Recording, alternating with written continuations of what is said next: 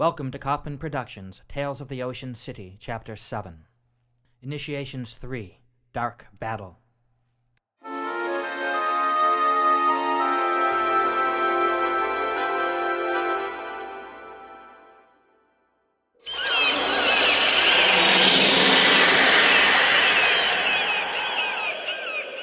Harloot stepped back a pace and watched as the massive form rose upwards, spread to its full length, and suddenly came towards him at terrific speed.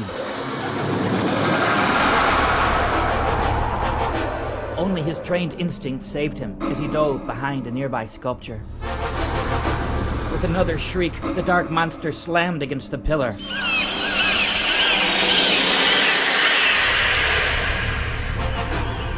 Chunks of crumbling rock showered Harloot as he pressed himself against the opposite side. Wet moss splashed over him. Great wings reached around the pillar.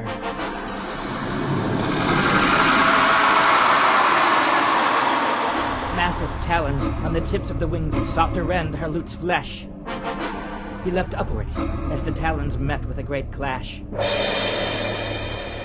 He climbed up the slippery statue, and then leapt backward in a swan dive as a great beak like a massive lance attacked from above. Landing in a cloud of dust, Harloot rolled quickly into a crouch facing the monster, and sidestepped behind another statue, and then another and another as the creature pursued him, smashing pillars in its wake. He paused. He felt a change in air pressure, as of a great bulk rising into the air. To attack from above. He crouched, his hand on a pillar, and moved a little outward, exposing himself to attack.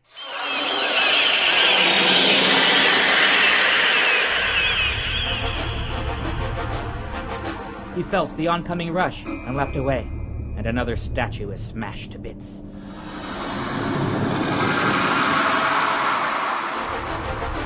In tremendous fury, the creature followed Harloot's scent. Harloot stumbled against a warrior statue. He took hope as the warrior was holding some kind of weapon in its hands. With a spray of glowing moss, he quickly shook loose an ancient spear. He waited as the monster closed. The vast wings opened to balance as it took aim with its beak on his exposed chest. Kia! Cried Harloot as he drove the spear into the monster's chest. The beast stumbled back a step, but was uninjured as the ancient barb crumbled to dust against the iron-like hide. It rose again into the air. Harloot took a breath and ran back towards the central path. A thought occurred to him, and he made for the massive statue, the largest of all. He snaked around to the front and saw again the cleared patch and the gleaming silver metal. A great sword was there, scabbarded. He pulled at it, but it was cemented to the ancient stone. A rush of air. Harloot dove away from the statue, and the monster struck it with great force, sending it into a slow fall right towards Harloot. As the creature made a quick upwards flight to find him on the other side, he awaited the fall of the warrior king, and grabbed from the rubble the huge sword. It was heavy, and took all of his strength to wield, but as the great flapping beast descended, Harloot placed the hilt against an upthrust stone, and the beast's own power drove the ancient blade into its chest.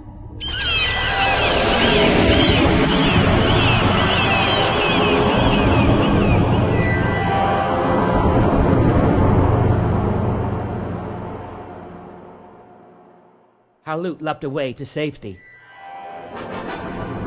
He quickly reached the silver-lined road and ran along it. The monstrous beast flapped its taloned wings, attempting to kill its foe even as its lifeblood streamed the floor of the vast cathedral-like cavern.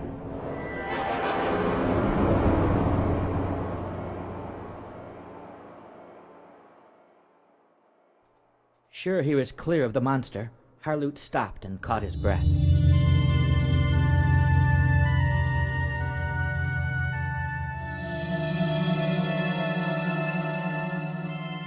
He looked back and saw flying carpets of moss as the creature thrashed. The great horned head was illumined by the shimmering spray.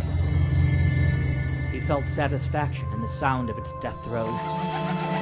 he heard more rustlings echoing from different directions. Could be echoes of this creature, or could be others.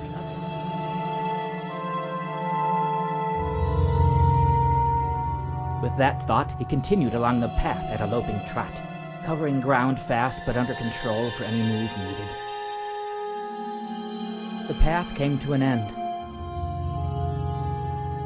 A vast wall loomed before him. The entrance to a small, low tunnel showed blackly in the gloom. "Not done yet, I guess," Harloot sighed. He paused before entering the tunnel. He looked to his right. A vast gulf lowered into endless gloom.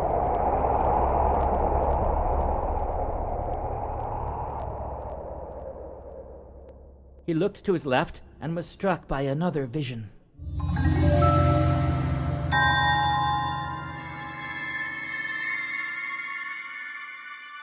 He saw a man-sized rock like a bed, covered in the most luminescent and powerful moss of all. As he watched, transfixed, the moss rose and took the shape of the ancient goddess. Conflicting emotion battled anew in his heart, as the intensely beautiful form now moved with life, and the terrifying sharp teeth and feral eyes stared above.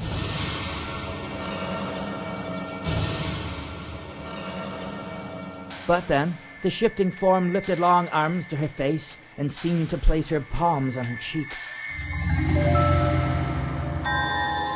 For a moment, the goddess's face seemed to shimmer and vibrate, but then Harloot saw her remove the mask, revealing a face of such beauty as to match the form below. She smiled at him, nodded, and raised her arms. The form dissipated into a million fragments of color.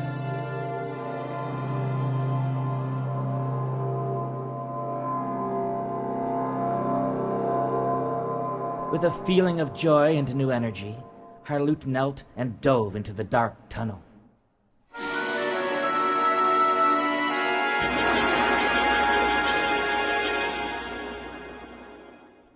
Thank you for listening to Chapter 7 of Christopher Kaufman's Tales of the Ocean City. Now go to chkaufman.com/audio.htm to purchase Chapter 8, Maia.